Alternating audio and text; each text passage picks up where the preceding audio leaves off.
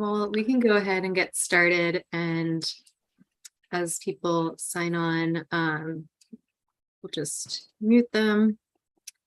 Hi, everyone. I'm Elizabeth Munyon. I am the Home Purchasing Coordinator with Maggie Walker Community Land Trust, and I'm glad to have you all here tonight. I'm going to introduce or have my colleagues introduce themselves. Laura, do you want to go ahead? Yeah, sure. My name is Flora Valdez-Tepena. I am the communications manager for Maggie Walker CLT.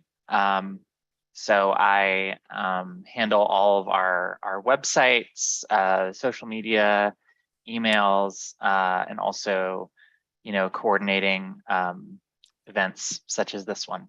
So good to see everybody here. And as a reminder, one more time, please keep your video off and your microphone muted if you are not talking. Thank you. I think that's all of the staff that we have on the line, unfortunately. But I see some of our partners are on the call. Jen Cox, would you like to introduce yourself?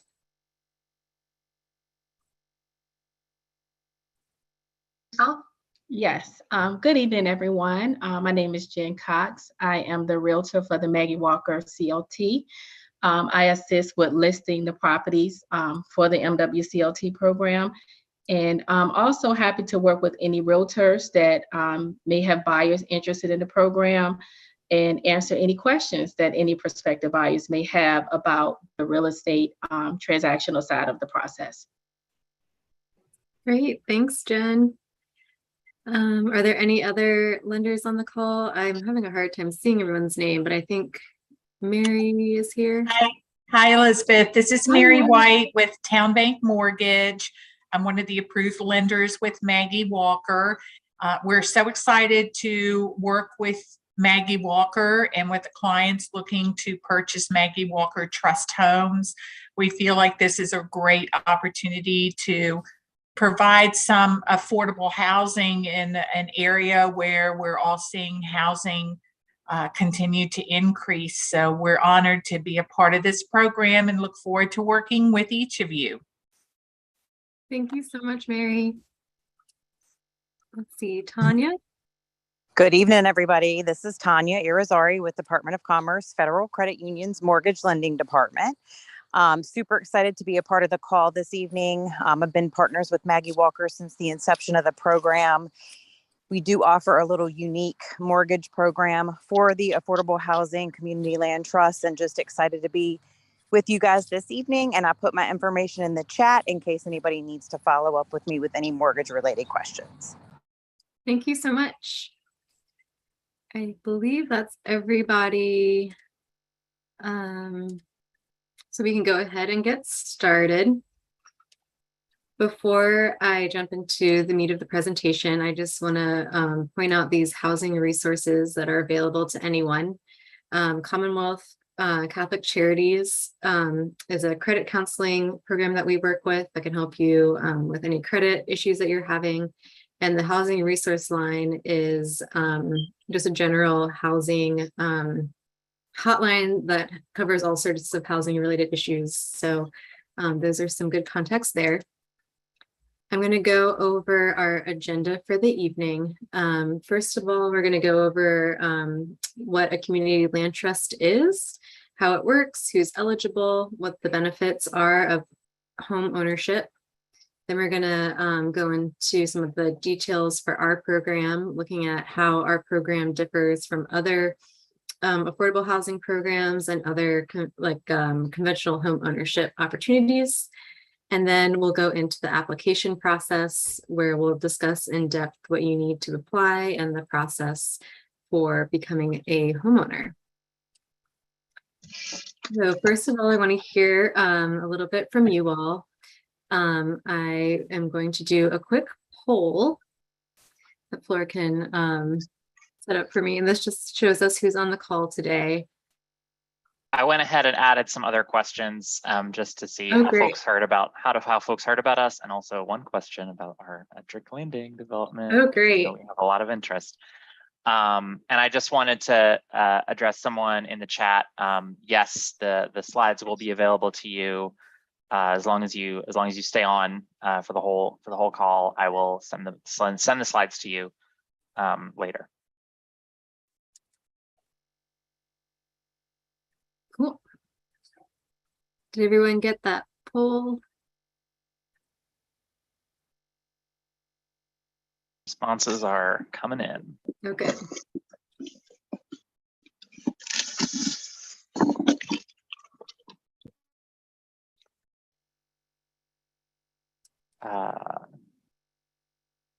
How many, when should I stop? We got a lot of people here, so. Let's give it a few more seconds. Okay, Tell you how many people have responded.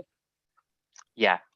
And if you can't see all the questions, make sure you scroll down and hit submit at the bottom, and you've answered all the questions.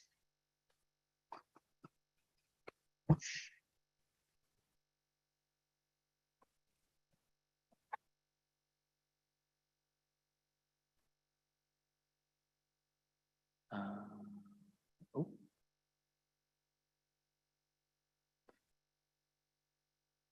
Okay, we got about 81% of you, so I think that's good enough. All right, so I'm going to go ahead and this is not required, by the way. The poll is not required. None of the polls are required, so don't worry about that. So a lot of people here interested in purchasing a home, but about 80% of you, which is very exciting for us. A few realtors, some interested citizens, and some fellow housers are here also. So good to see all y'all. A lot of people heard about us via word of mouth, which is pretty cool. Pretty cool to see that kind of reach. And a great majority of you are here because you're interested in the Ettrick Landing development. So that's very exciting, and we will be sure to talk about it. Yes. How many people said they were interested in Ettrick, Laura? 30 people out of 38. Oh, wow. Yes. Cool. Cool. Happy to have And you here. sorry, and just to address a question in the chat, there is a list of approved lenders on our website. A lot of questions can be answered on our website. If you have any questions like that, basic stuff, head to MaggieWalkerCLT.org. A lot of the times your answer will be there, but we will try to explain as much as we can on this meeting. Great. Okay, well, let's go ahead and jump in. This is the part of the presentation where I like to hear from you all and hear what excites you about home ownership. You can come off mute and tell me what you think, or you can use the chat feature and type in your response.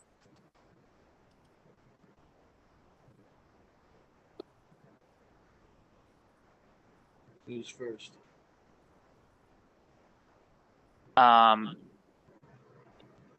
Did someone say something? Who is first? You can go first if you want to go first. Please speak. I think I would like home ownership because you kind of your own boss there. You live with yourself and you don't have to put up with roommates and complications and problems with that and people's personalities. Yeah, definitely. Got some people in the chat saying stability and wealth building. Having a place to call your own, something that's your own, yeah. Not having to shop around when it's time to renew your lease. I can go next. Yeah, please go ahead. Okay, so I'm tired of being put out of houses because I'm only renting. So now it's time for me to get a new house. I mean, get my own house. So that's my interest. And I learned about this program from my neighbor whose house was a part of the Maggie Walker program. Oh, that's great. Thank you for sharing. Let's see, we have a lot of folks in the chat, but if you want to come off mute, that's totally fine. Yeah, having a lot of stability, a place to call your own, something to leave for your children. Those are all great responses. Mhm. And we'll get into some of that later on in the presentation. We talk about the benefits of home ownership. Yeah. Being able to renovate and make it your own, paying towards your own future and not somebody else's, that's huge. Great. So on the flip side, home ownership is a big process and it can be kind of intimidating. A lot of times it can bring up fears, anxieties. What are some things about home ownership that make you nervous or apprehensive? Again, you can type in your answer or come off chat. Sorry, come off mute.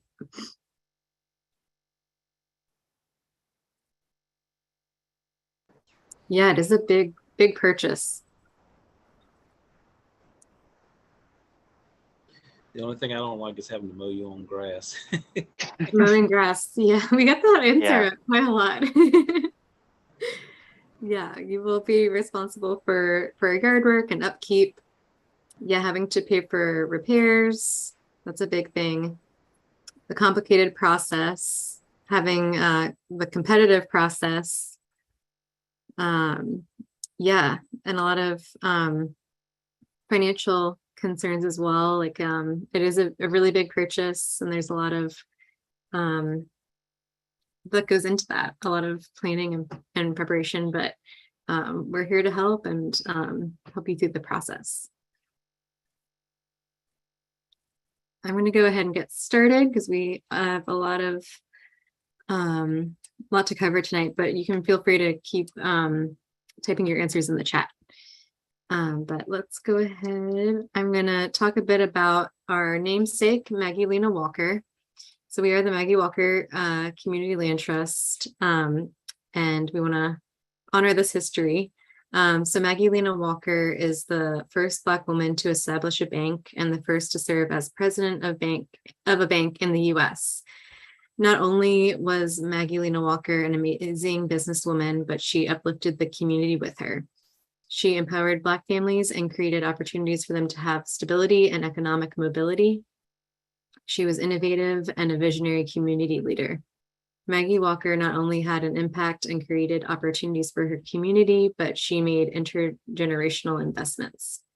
She paved the way for not only Black business owners and community leaders, but for Black women who at the time were not deemed worthy of having a seat at the table. So the Maggie Walker Community Land Trust has two key roles. You've probably heard about us through our work with permanently affordable home ownership, which is the focus of this presentation tonight. But I want to point out that we also serve as the Richmond Land Bank. And the Richmond Land Bank is a program of Maggie Walker CLT that puts vacant property into strategic community uses. So what is a community land trust? I'm going to first talk about a little bit of the history of CLTs in the US. So the first community land trust was called New Communities, Inc. It was a grassroots movement that evolved out of the civil rights movement. Black citizens who were sharecroppers in Albany, Georgia, were getting kicked out of their homes if their white landlord found out they had registered to vote. So Black activists bought a large farm and the intention was to farm the land together while everyone owned their homes on that shared land. There's a lot more to the story, but as interests in CLTs and other forms of community ownership grow, it's important to uplift this history and to honor the history of CLTs. So what is a community land trust? Community land trusts are nonprofit, community-based organizations designed to ensure community stewardship of land. Community land trust can be used for many types of land use, so including environmental conservation, commercial, or retail, but they are primarily used to ensure long-term housing affordability. To do this, the trust acquires land and maintains ownership of it permanently. So this chart kind of shows just a graphic representation of that. So when you buy a home on the conventional market, you purchase the house and implicitly the land underneath the house.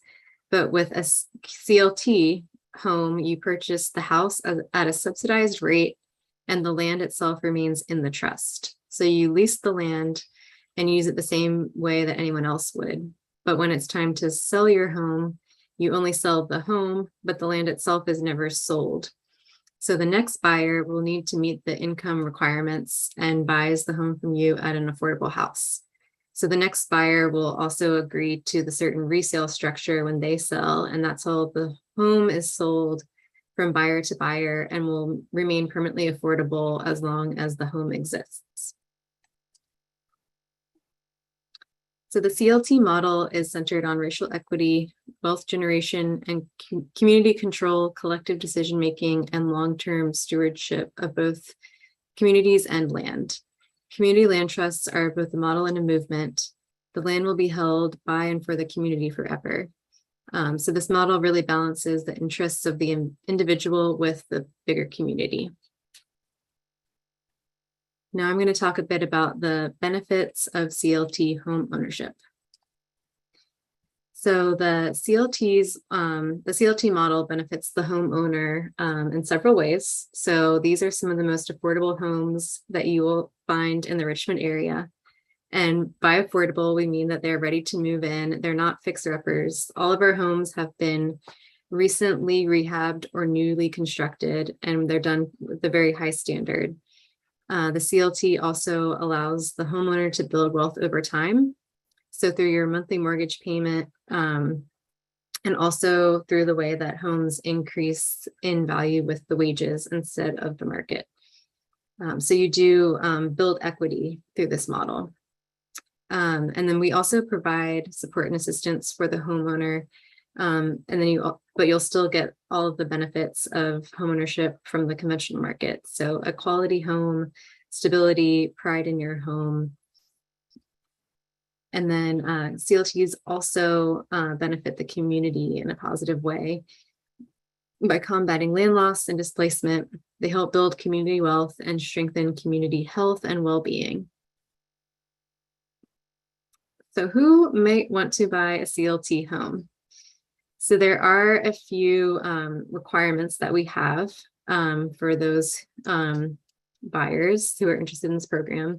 The first being that you have to be income qualified. I'll get into that in the next slide. You must agree to the terms of the ground lease. We're going to go over the ground lease a bit later on. You must be qualified with the lender who will lend for a CLT home, which someone asked about earlier.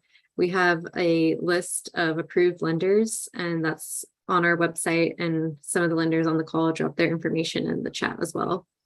And then the last requirement is that you cannot own another home at the time of closing. So these are our income limits. Our income limits are based on the number of people who will be living in your home when you purchase it. And so there are two income limits that we have. We have the 80% AMI and the 115% AMI. And these are based on funding, and they vary from house to house, but you can't make more than this 115 program to be eligible for our CLT program. And AMI, that refers to the area median income. And this is a number that's set by HUD each year. So it has been increasing pretty steadily throughout the past years. But so for example, if you have a household of 2 people and the house that you want to purchase has a limit of 80% AMI, you cannot make more than $64,450 in order to qualify. And this is a map of where we currently have homes. As you can kind of see, the small number in the bottom shows the income limits for each neighborhood. And this map doesn't entirely reflect what's in our pipeline. So this is a little bit dated, but this is generally where we have homes currently. So the majority of our homes are in the city of Richmond. A lot are in the Randolph neighborhood, Church Hill, and we have a few in Northside. And then we are also in Henrico County, and Chesterfield County as well. So now I'm going to go into how the program works. So the ground lease, this is the document that most of the program is shaped around. So we're going to go over some of the basics here. I'm going to click through, oops, a lot of slides here.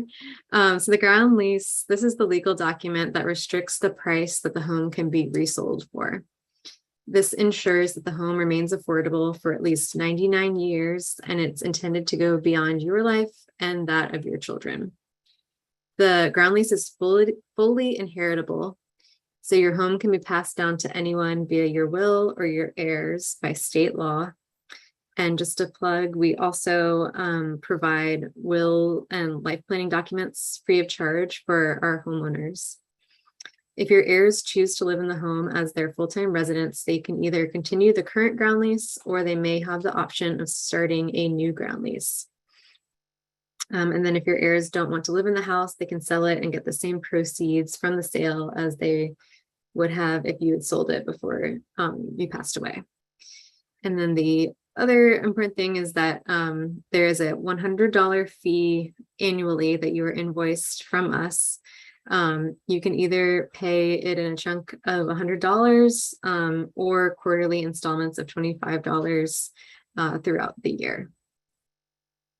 And this is just the rental fee to us. And our board of directors can increase the ground lease fee by any year ending with any year that ends in a 0 or a 5, but they're limited to how much they can increase it. So it can never exceed $250. And then I'm going to talk a little bit about our board governance. So we are unique in that we're run by a board of directors that is composed of 1/3 current homeowners, 1/3 public members, and 1/3 community members. So if you're considering MWCLT homeownership, I hope you also consider joining the board or serving on one of the committees that advises the board in their decision-making process. So what is unique about CLT homeownership? So first, it must be your primary residence. So let's say that you meet someone and decide to move in with them. You need to sell your CLT home so that it's an opportunity for another family to own their own home. So you cannot rent out this home or turn it into an investment property. There are some exceptions to this rule that are made on a case-by-case basis by our board, but some examples include military deployment or a family situation, but you would need to get approval from the board if you're going to be out of your house for an extended period of time.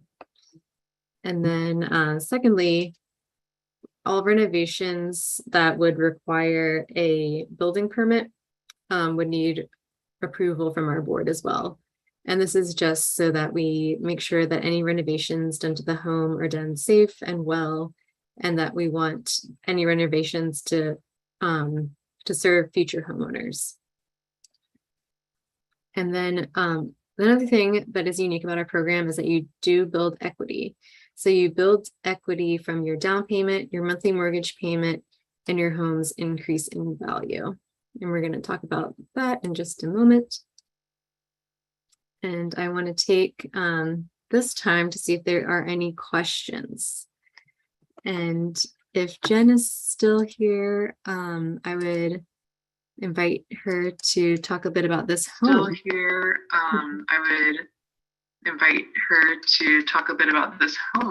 Yes, so this home is on North Abbey Avenue over in the Highland Springs area. And we sold it October 2020. The sales price was $155,000 and the appraised value came in at $195,300. This is a 3-bedroom, 2-bath, 1,200 square foot home. Now, one thing I would like to call out is the appraised value, just to show the affordability. The home appraised at $195,300. So that was the appraised value. And we were able to list and sell this home at $155,000. And we'll talk more about the formula and the appraised value later in the slide, but just wanted to point that out. Great, thank you so much. Are there any questions? Great, thank you so much. Are there any questions? We have a couple questions in the chat that I wanted to go over. One was, what if your income increases over time? Would you have to move? So the answer to that is no. So we only look at your income at the time of your application and then right before you go under contract. But after that, we do not look at your income. In fact, we hope you get a raise and a better job and you make so much more money and you do very well. So I have a question. Yeah, please. Is there any minimum income that you can make for the, like, how little can you make like a year to qualify for one of these homes? It's like some people have ability and they don't get like but $800 some dollars a month or something. So would that be too little income to afford one of these houses? So I can't speak specifically to your situation, but I do know that at this point, the only requirement that we have is that you are able to pre-qualify for a mortgage with a minimum of $130,000. But in terms of like your individual financial situation, I'd encourage you to apply and we can look and then to speak with a lender that can help you kind of see if you'll qualify for the loan. Okay. Hi, Elizabeth. This is Viva. I apologize that I'm joining the call a little bit late, but I was hoping I could introduce myself and give a really super quick response to that question. Yeah, go ahead. Okay, so I'm Viva Moore, and I'm one of the preferred lenders with Maggie Walker Community Land Trust. I do work for Fulton Mortgage, and hopefully we'll get to talk to you guys at some point during your home ownership journey. So hopefully you will choose to reach out to me, but Elizabeth did already share contact information for the lenders. To the gentleman that just asked the question about minimum income requirements, each program is a little bit different per lender, but generally when qualifying a mortgage, the best practice is not have the income exceed any more than 30 to maybe 36% of the gross verifiable household income for any person that's actually on the loan. Okay.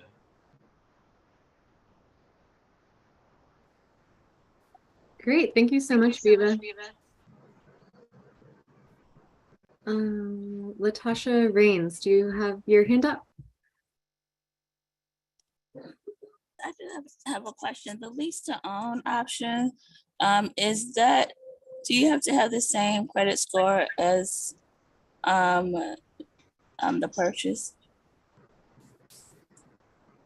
So our lease to own program is a little bit different. We have a little different set of requirements for that. But I will say that we are currently not accepting applications for that program. We may be continuing at a later time, but at this time it's in its pilot phase and we're no longer accepting applications at this time for that program. Oh, okay. So thank you. There was a question in the chat about what happens if the land trust dissolves and can the land be sold, and what would happen to the homes? Do you have the answer to that question, Elizabeth? Not off the top of my head. Do you? Flora? I do. Okay. Yes, I remember. So basically, if the land trust were to dissolve, which we would hope that it wouldn't, basically what would happen is that another nonprofit organization would be selected to carry on the mission of the land trust, basically, and continue the ground leases. And then they would choose what to do beyond that. You know, we would hope that they would offer the land to be sold to the homeowners if they wanted to end the land trust program. if they wanted to end the CLT program, that is.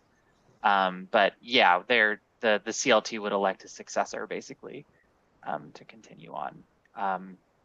But you know, your homes wouldn't be just sold. You know, there would be no evictions or anything like that.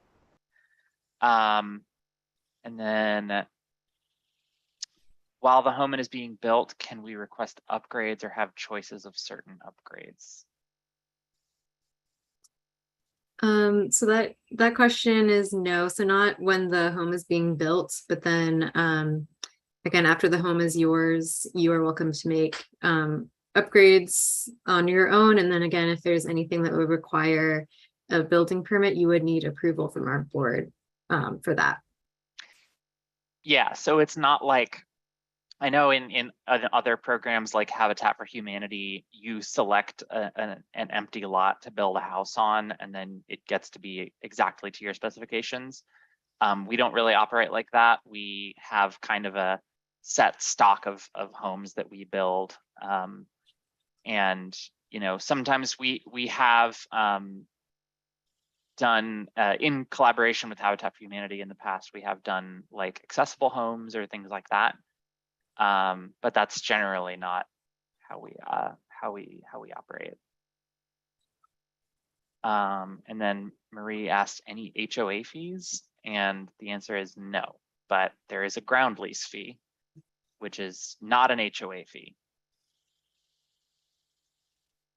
And that's that $100 a year that we talked about earlier.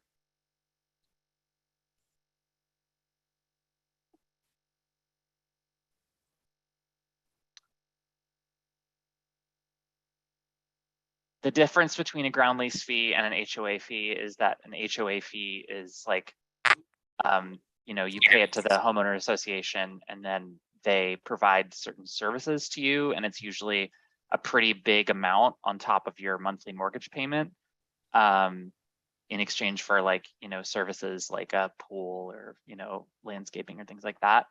The ground lease fee is just a very, very low fee. Like I said, only $100 a year. And the purpose of that pretty much is to tie your house to the land trust, right? It is the purpose of that fee is basically to just have some kind of material connection between your house and the land trust. That's all it's there for. So it's very inexpensive. It's not a super considerable amount. Shirley Hill, did you unmute yourself? I'm sorry.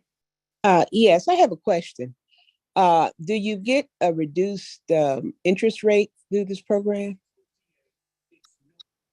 So that again will depend on your lender and what type of loan product that you go with. So we do have certain programs that can lower the interest rate, but it kind of depends on your lender and which loan option you choose. Thank you.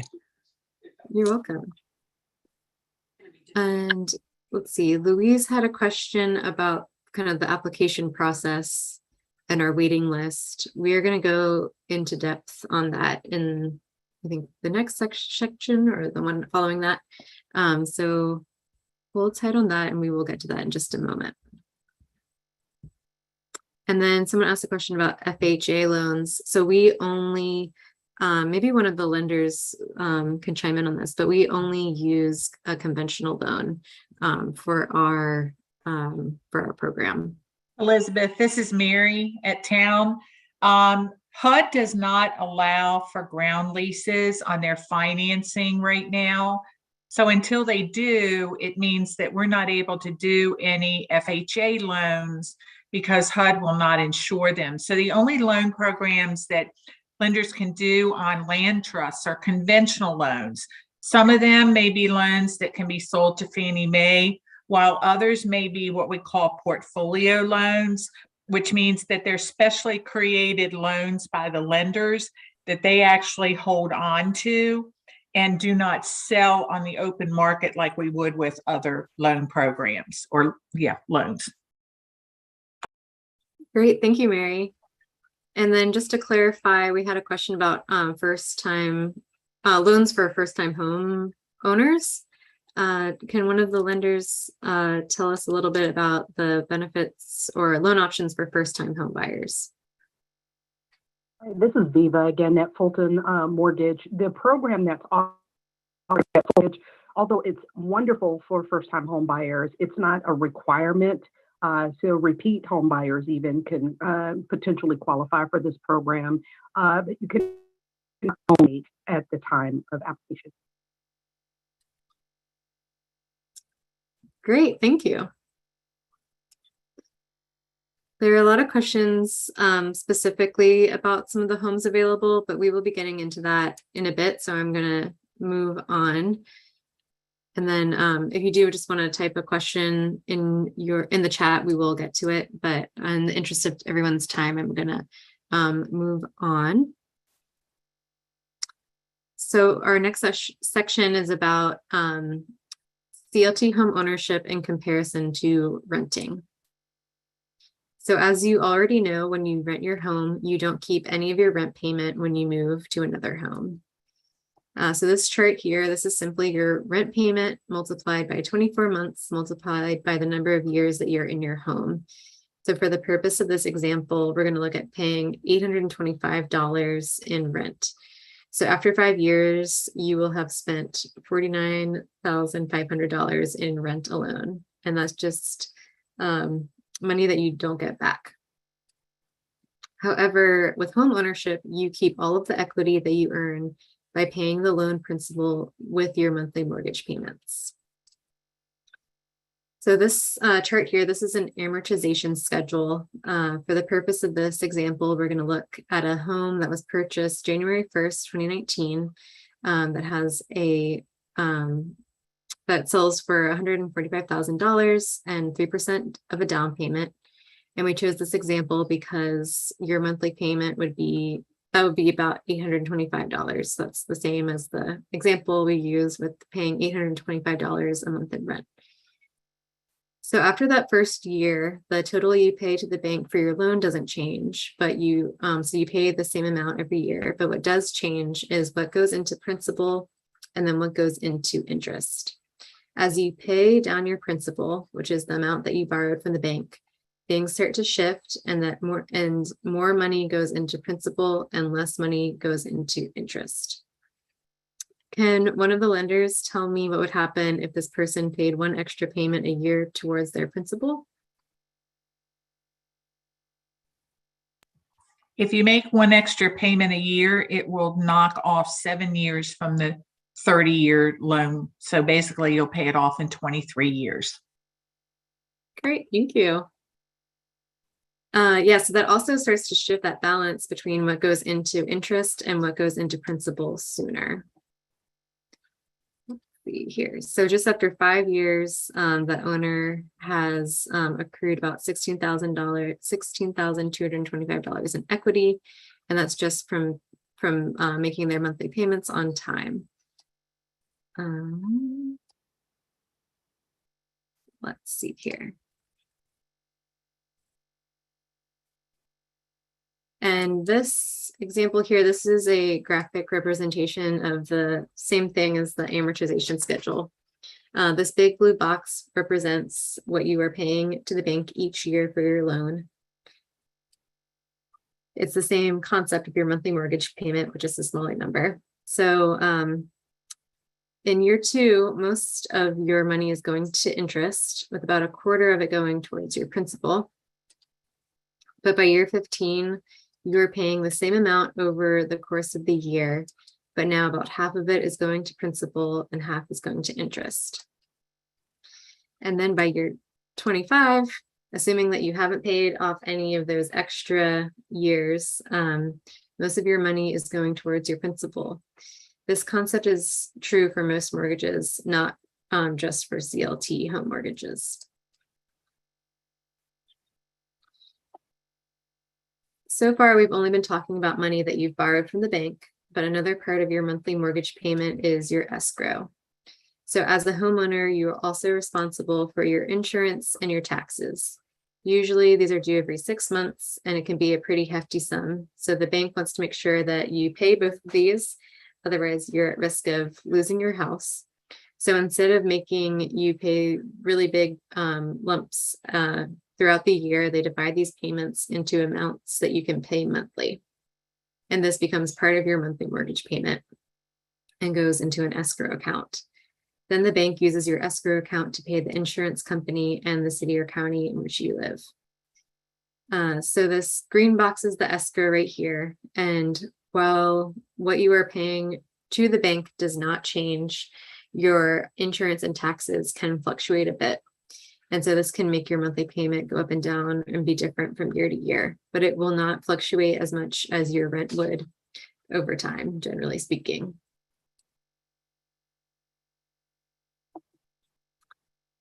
Let's see, do I have any questions at this point?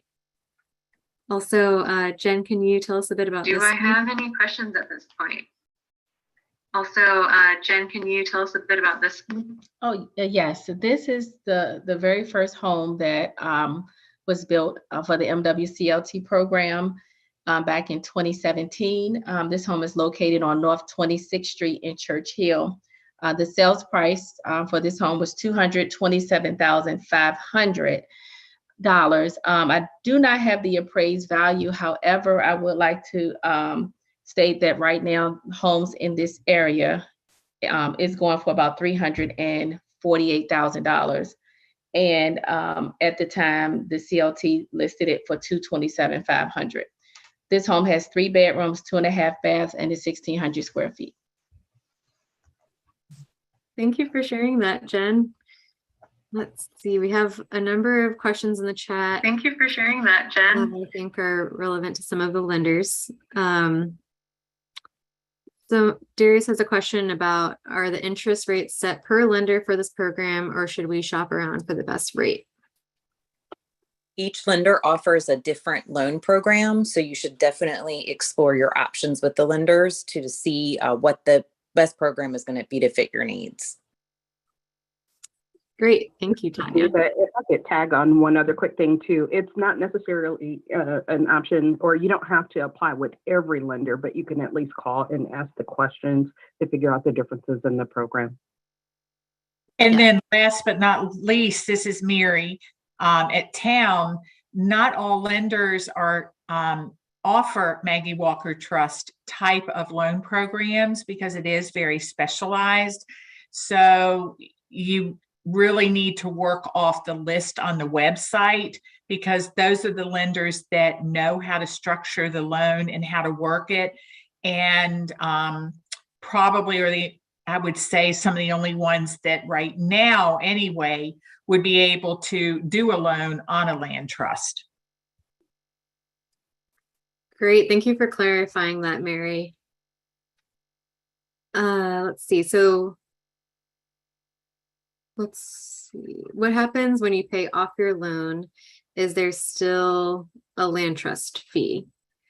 So we do still have, you'll still have that yearly $100 ground lease fee.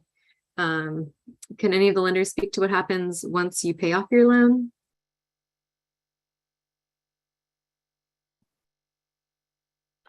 Once the loan is paid in full, then there's no mortgage payment. However, there's still real estate tax payments that have to be made, and that would then be made directly to the locality. And the Maggie Walker Land Trust lease fee, that remains in effect for the period of ownership for that property for the full extent of the lease. Thank you. And let's see, we have one question about the current economy and how that is affecting the home buying market. I will just say our program is a bit different from the traditional market. We're still definitely affected by the increase in interest rates, and we've been affected by construction slowdowns during COVID. But in terms of the bidding wars and things like that, I'll get into that in a bit. We are a little bit different from buying a house on the traditional market.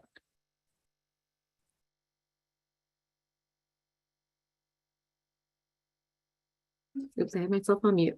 Are there any other questions?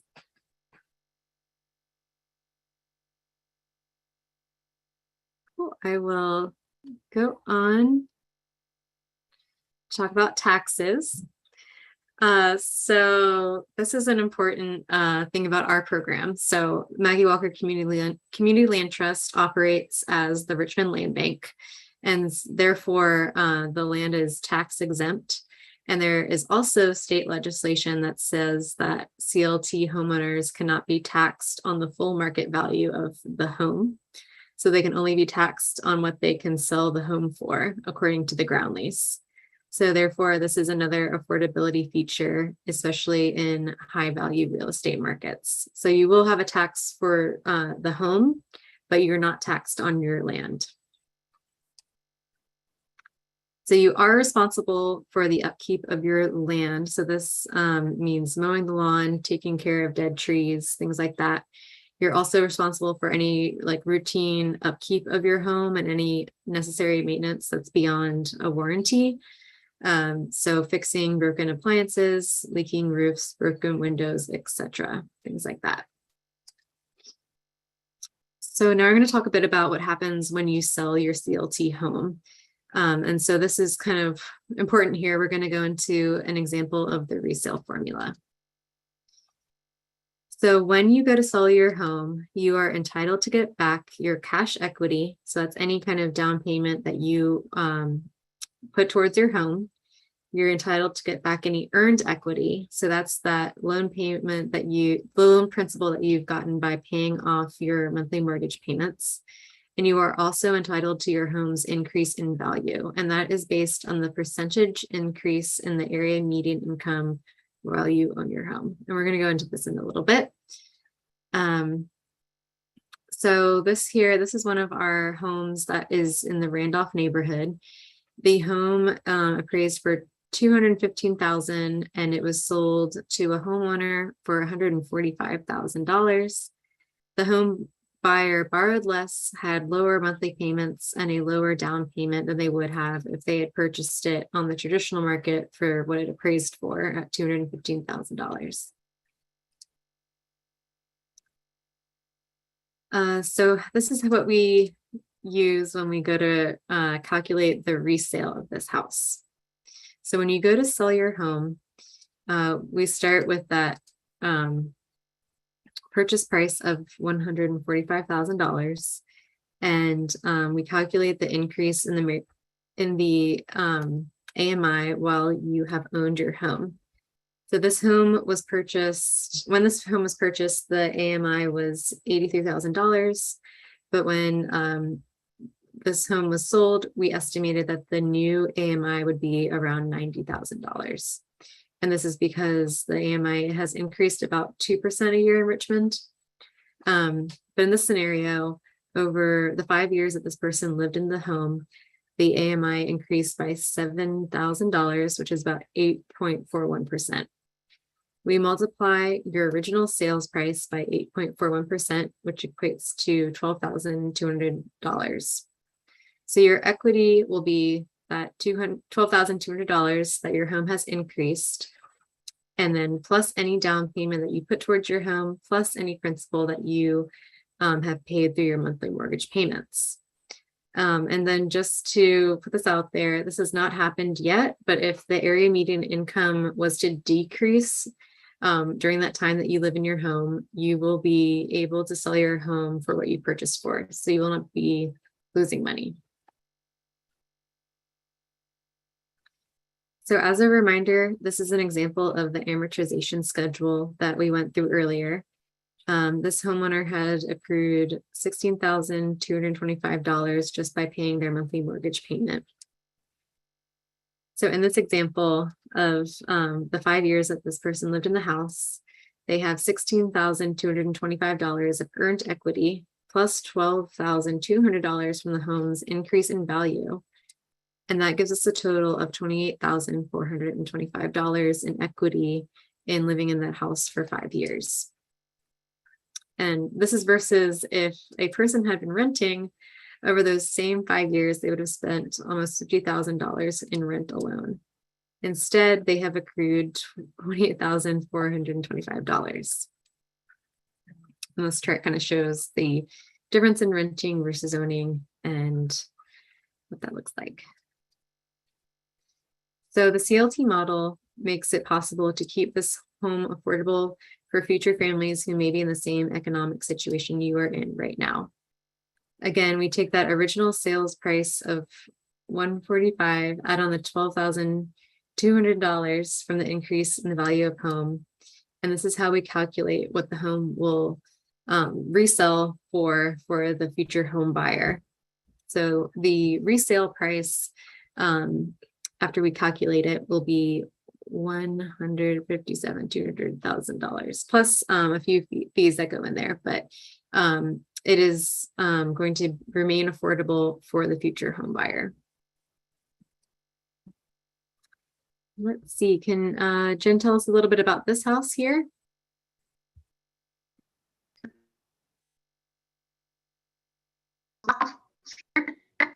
Of course, this is the very first home that we purchased in Chesterfield County. This home, the sales price was $135,000, and it appraised for $145,000 at the time that this property was sold. It's a 3-bedroom, 1-bath, 1,050 square foot home. Thanks so much. Let's see, I believe there are a few questions in the chat. Thanks so much. Let's see. We have a couple questions about down payments. Okay. So can the lenders talk about what the down payments and closing costs are like and what the credit scores we're looking for are? Because most of the, hi, this is Mary again from town. Because most of the buyers have a tendency to be first-time home buyers, and because the income limits are within typically the 80% of HUD median income, although not always, the majority of buyers are able to qualify for grants through programs such as Housing Opportunities Made Equal, Federal Home Loan Bank of Atlanta, which each lender individually works with. And if we are doing a Virginia Housing Loan Program, you may also qualify for the Virginia Housing Grant. But if you've got what appears to be, at least on paper, a large down payment, you probably are not going to be able to access that particular grant. But you are able to access some of the other grants that will give you the down payment and cover the closing costs, and typically give you a little more than just the down payment. And the other thing is, with the Virginia Housing Loan Program, there's a program called Spark, which allows us as lenders going through a participating nonprofit, which includes Maggie Walker, will allow us to reduce the interest rate by 1%. And that's for the life of the loan, not just for a certain period of time. So that helps make it even more affordable. This is Tanya from Department of Commerce. Just a couple of things to mention too about Virginia Housing and the Spark funds is recently, just make sure, like we've said before, that you call all the lenders and check the different options, because the conventional rates have actually been less than the Virginia Housing rates, even with the Spark funds. And Virginia Housing will not give you down payment assistance if the loan to value is less than 90%, which the majority of these houses are. And again, each lender offers different loan programs. For example, my loan program doesn't require any down payment. And if I could add on as well, this is Viva Moore with Fulton Mortgage. Our program does require 3% down payment, but as Mary and Tanya have both mentioned, each lender has slightly different tweaks to their program. We do have special pricing available at Fulton that may offer you a slightly lower interest rate, maybe than what some of the other programs have, but there is a 3% down payment requirement. So it really is a good idea to talk to each lender and get a feel for what's going to work best for you. Thanks, everyone. And I also have a few more questions about credit scores. The Fulton option does have a minimum credit score requirement of 620 or higher. However, our program also does not have mortgage insurance. And whether the credit score is 620 or 820, it's still the same rate. Department of Commerce conventional loans do require a 620, but we do have an in-house loan product that we will go down to 580. And this is Mary. At Town, typically our program, we're working through Virginia Housing, which has a minimum credit score requirement of 620. Thanks, everyone. There's a question about if lenders help connecting home buyer applicants to grants, or do we find those on our own? So it's a little bit of both. At Maggie Walker, we can connect you with resources for like down payment assistance and things like that through Housing Opportunities Made Equal and other programs that are available through nonprofits. And then in my experience, the lenders have also helped all of our applicants find additional funding and grants as well as those have come up.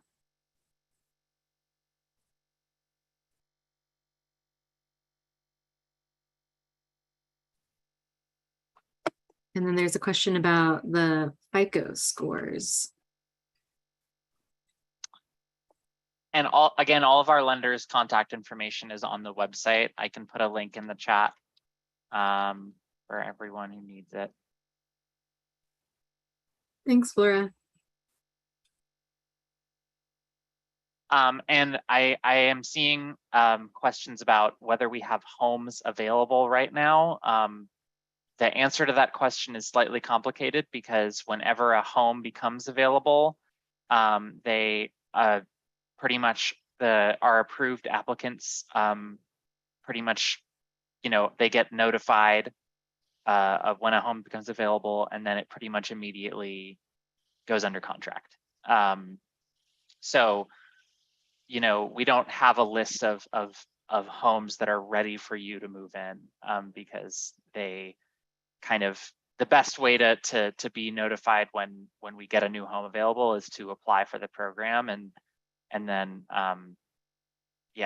and then we'll let you know when it's available, and you can let us know if you want it or not. So it's not a situation where we have like a public list of homes that are available.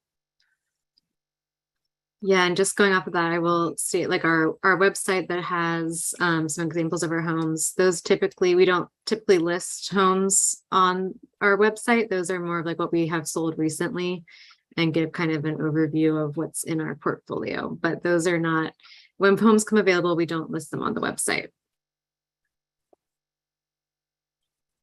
And then there's some questions about ETRIC, and we'll get into that a little bit more in the next section. I'm going to keep moving so that we can be respectful of everyone's time.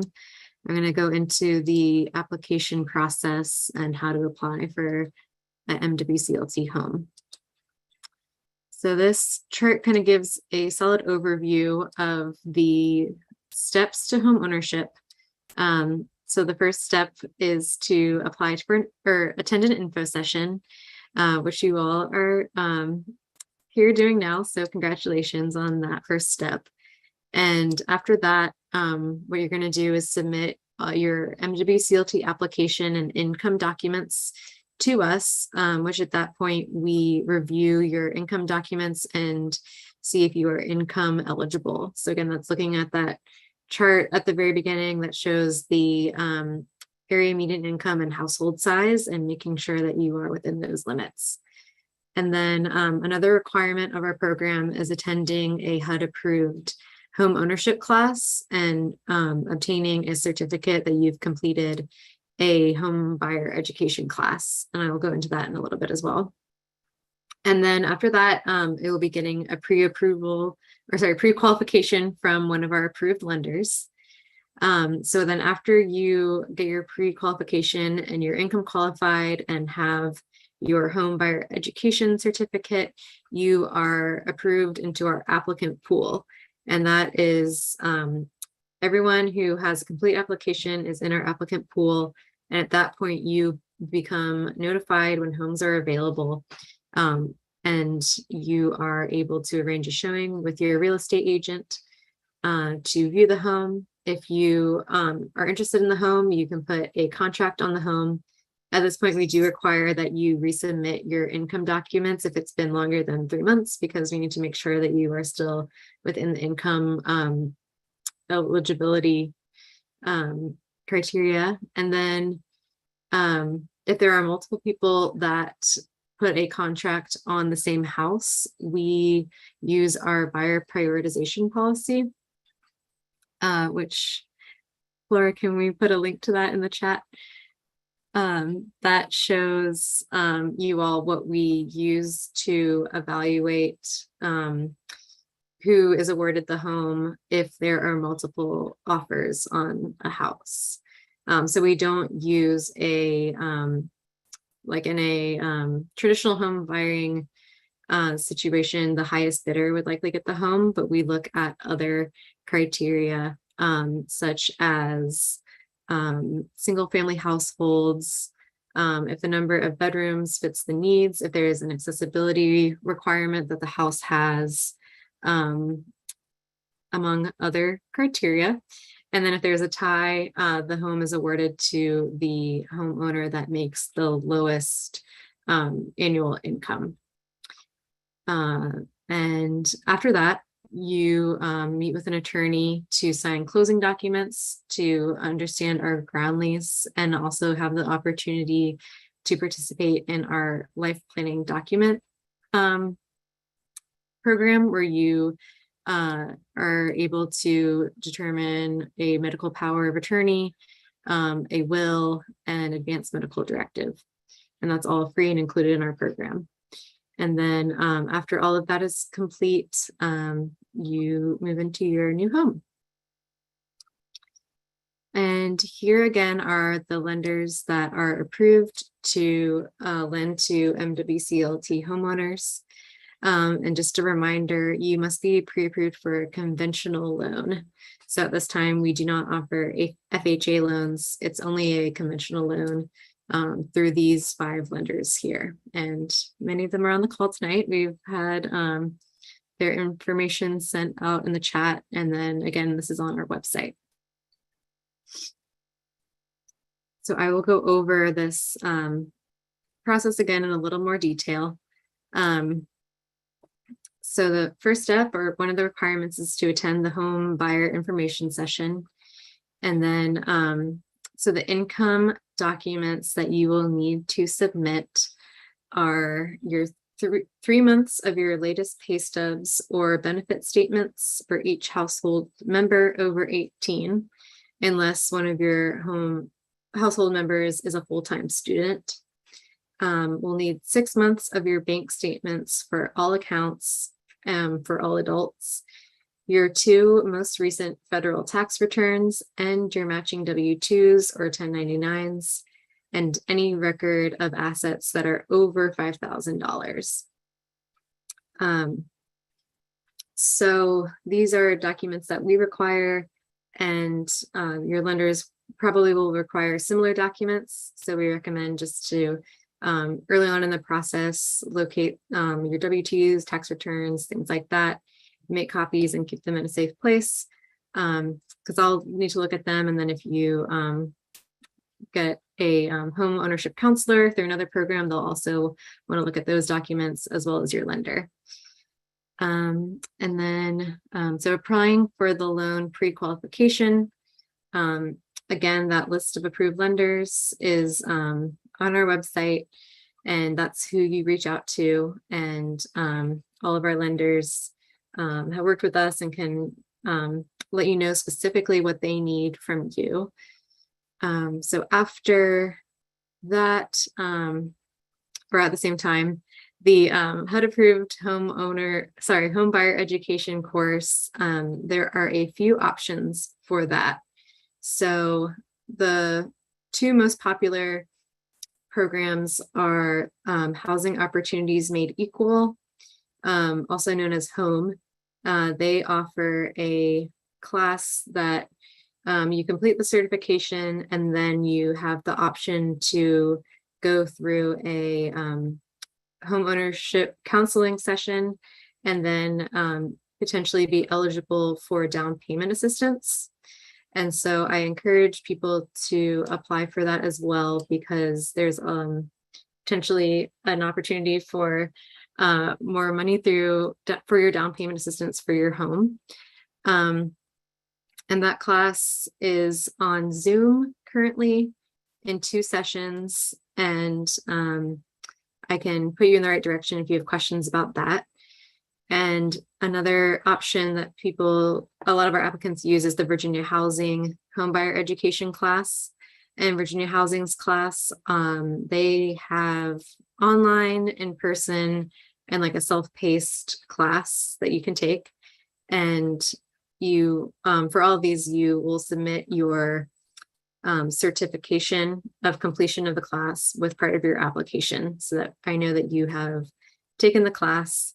And then we also have had people go through Southside Community and Housing Development Corporation, and they also are a HUD approved home buyer education option that you can use for your home buyer education course. And then, so after all of those are complete, then you have a complete application and are able to enter the applicant pool. And then after you're under contract, again, you go over the ground lease and closing process with one of our attorneys, and then you go through the closing process. So again, here are some tips. Register with Home for their counseling and down payment assistance program. And that's homeofva.org. It'd be great to keep a personal file of your income documents to send to multiple people. It's a good idea to get income qualified with us first before applying, because if you're not eligible or over our income requirements, then you don't need to go through the other steps. So it's good to like keep in contact with us and know where you are in the process. Stay connected with MWCLT staff as you go through your loan pre-qualification process. This just helps us all kind of understand where you are and help you along the way. And don't wait, apply now. So if you are interested in applying, you can pick up an application in our office or online. The easiest way is probably to do it online, MWCLT or MaggieWalkerCLT.org. And we have our application up there. We have a PDF document that you can enter, a fillable one, or print, and you can send it that way as well. We have the option of emailing documents at this time, fax, or dropping off hard copies to our office. You can also mail them as well. And soon, let's see.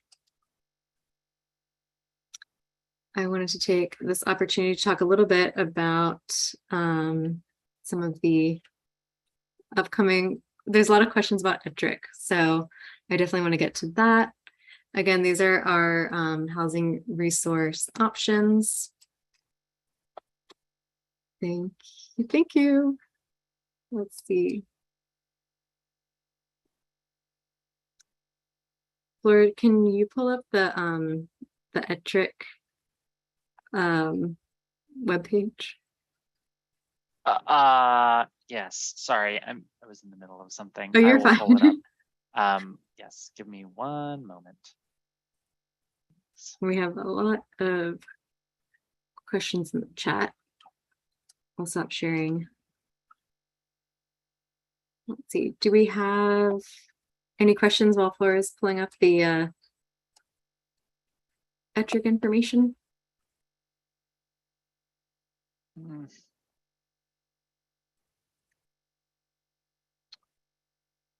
There was a question about what if you just started a new job and you need to get your income verified, so you don't have all that income history. Yes, so for us, that's okay. it might be an issue when you are getting your pre-qualification. Sometimes lenders want to see like a consistent amount of your employment, but I think that's really specific to your individual lender.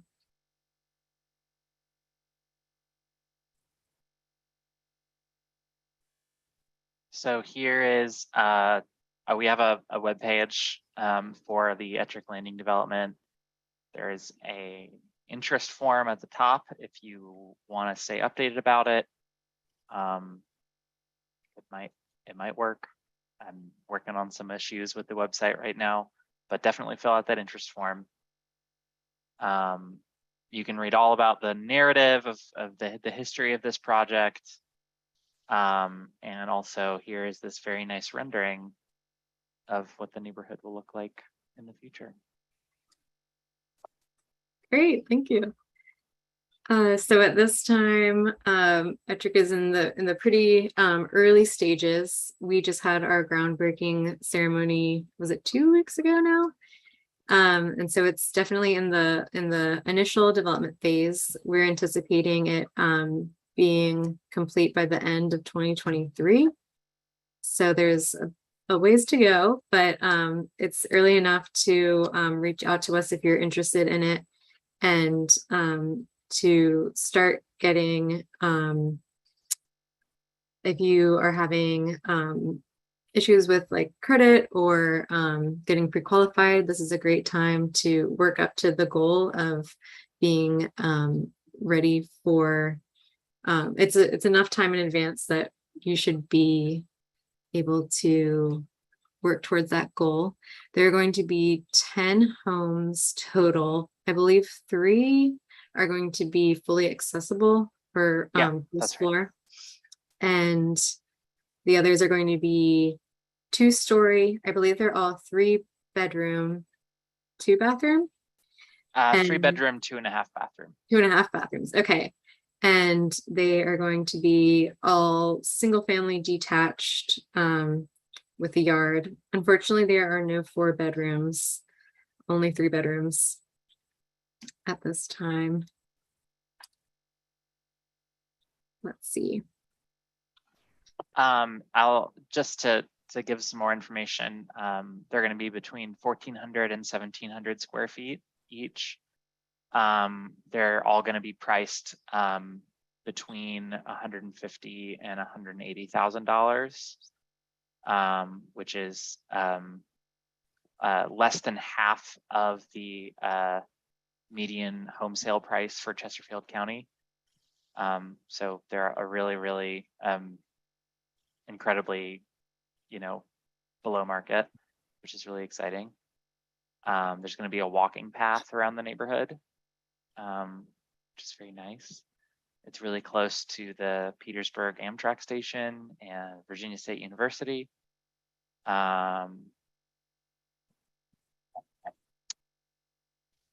Yeah. And like Elizabeth said, the first of these is going to be available in late 2023, and all of them will be done in early 2024 because of some kind of silly rules that we have to follow. Thank you, Flora. Let's see. Are there any other questions at this point? We are going to have a end of presentation poll that will come out, but I do want to use this time to answer any lingering questions that you all may have.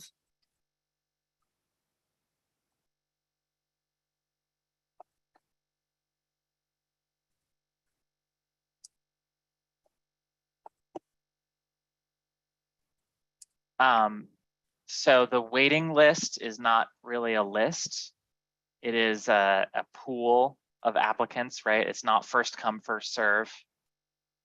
We use that buyer prioritization policy that we talked about earlier. Some people are on the wait list for as little as a month. Some people are on it for a year.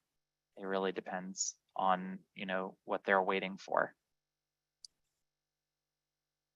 Yeah, and so it's really also dependent on the homes that we have available. So if you are okay going anywhere in the Richmond area. You might find a home earlier than someone who has a specific need and wants to stay in a specific neighborhood or county. So it really kind of depends on your specific situation as well.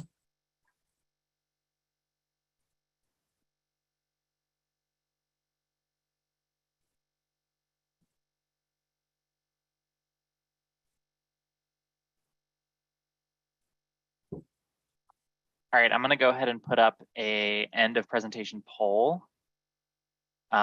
This is gonna be part quiz, part, just poll question. It's not required. So if you don't feel like answering it, or for some reason it's not working for you, don't worry about it. But it's basically to gauge how well we did this evening. So please take some time, answer these 4 questions. And yeah. Should I show one of our homeowner story YouTube videos while I do this? Yeah, that sounds good. Okay, I'll do that. 1 sec. Okay.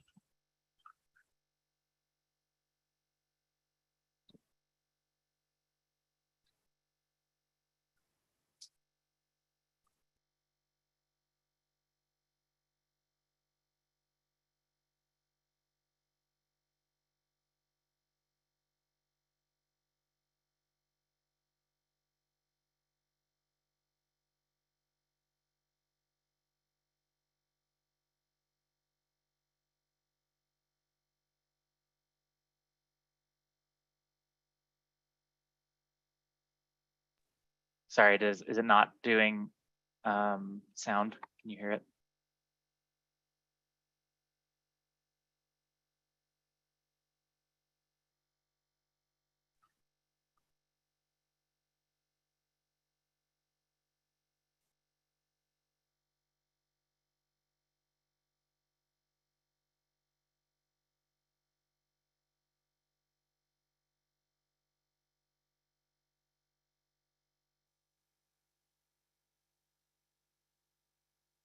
The Maggie Walker home made the most sense to me because of its appeal to the community, especially the community around Richmond. What I like most about this model for home ownership is the affordability of it and the sense of giving back. So I do get to meet my neighbors who are also community land trust owners. I love the fact that I'll be giving back to the community and I'm making sure it's affordable to whoever will have the home after me. So I've been in my new home since February. My first impression was the pink doors. I don't even like pink, but who doesn't like that salmon color? It immediately felt like home to me. I was like, oh, I could put a couch there. Max can go here. I think my friends are really excited. I'm the first one out of my friend groups to buy a home. So they were like, whoa, Whitney, you're doing really big things. And my family were also proud of me. They ensured that I was ready to buy a home, and now that they see that I'm doing well with it, they're proud of me. So I made everyone proud. I have somewhere I can call home, something that I can actually call mine and that I own. I would like to thank Maggie Walker Community Land Trust again for helping me find this home and buying this home, and just for making things so easy for me throughout the process.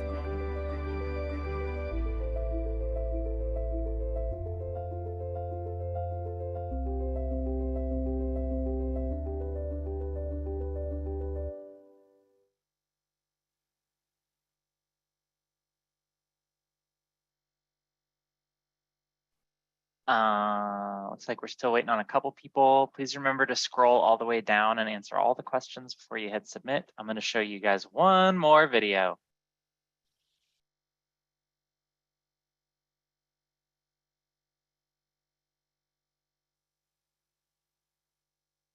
Walker Community Land Trust was actually the organization that helped me buy the house that I would have not been able to buy otherwise. I was born in Ecuador and I moved to the US when I was 8 years old. We didn't have any generational wealth. There was no savings account anywhere. And Maggie Walker specifically targets those people that are just out of reach. They kind of take that extra measure to really help you out and also educate you so that way you're fully aware of what you need to make this happen. They buy the lot and you buy the building. So by doing that, they actually reduce the cost of the house. I get to not be paying rent to a landlord, and instead I am paying my mortgage and slowly accumulating wealth. And I think that's pretty fantastic. I do have a lot of hopes for this house. As you can tell, there's a humongous yard. I really want to make a garden happen. I really want to set up some little wood boxes everywhere, put some gravel down, make some little paths. It's my canvas. I'm pretty excited. If I could talk to the land trust directly, I would give them a huge thank you, maybe even a few hugs. They have been amazing, and I would not have been able to buy a home without them. My experience has been super exciting, and I could not be happier.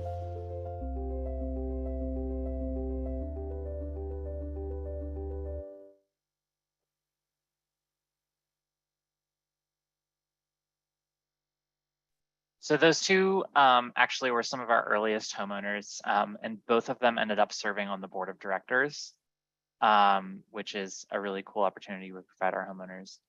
All right, I think a lot of people are done with the quiz, so I'm going to go ahead and stop, and we can talk about the results.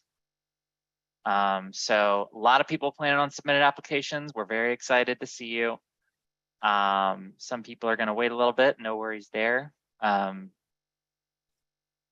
And now let's get to the quiz questions. So true or false, MWCLT homes are fully inheritable. They can be passed down to your heirs regardless of income, as long as they will use the property as their primary residence. That's true, and almost all you got that right, so good job.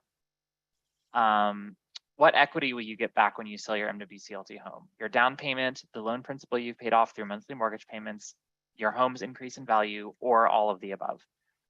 The answer there is all of the above. You will, earn all. You will get all the equity that you earned while you were in your home when you sell it, and you can get it and use it to purchase your next home or do something else with it. And yeah. And the last question: how do MWCLT homes increase in value? Based on the market rate appraisal, based on the increase in the Richmond area median income, or they do not increase in value? The answer to this is based on the increase in the Richmond area median income. So the market rate appraisal is what has been going so crazy recently, is because the market has been getting so hot, the home prices are going up by insane amounts, sometimes 25% year over year. And that's just a guaranteed path to locking people out of homeownership. And so we are combating that by instead tying the prices of our homes to the actual increase in the average income, the average wages that people are making. So it's directly tied to how much money people are making, to how much money everybody is making. That is not just the people who make the most, but how much money everybody is making. And that, we hope, keeps it affordable in perpetuity. So yeah, thank you guys.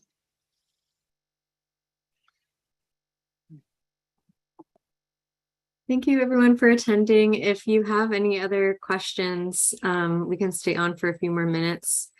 And if not, have a great rest of your evening. And please contact us if you have any questions, submit an application. And our website again is MaggieWalkerCLT.org.